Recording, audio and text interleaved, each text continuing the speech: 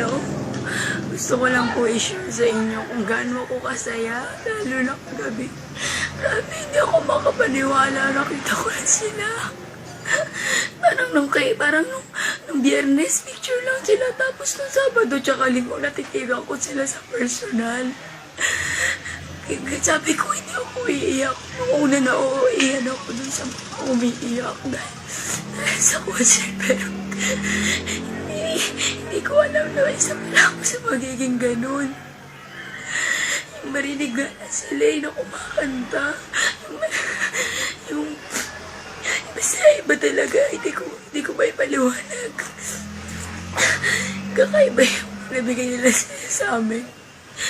Pinuin mo, nung day 1, kung hindi ba ako swerte, hindi ako nagpunta nun. Wala akong diamond. Hindi ko na-expect na bubuksan nila yung gate para sa mga tinlabas ng day 1. Yung layo nila, akala mo talaga maaabot na namin, dinaig pa namin yung mga nasa Taytay yung... Sobra ako nagpapasalamat dun sa mga bouncer na nagbukas nung entrance sa Diamond. Pasensya na. Actually, ito pa yung tsura ko kasi mula kahapon wala pa akong ligo at ayoko nang maligo. Dahil ito yung ulan, epekto ng ulan habang nagko-concert sila.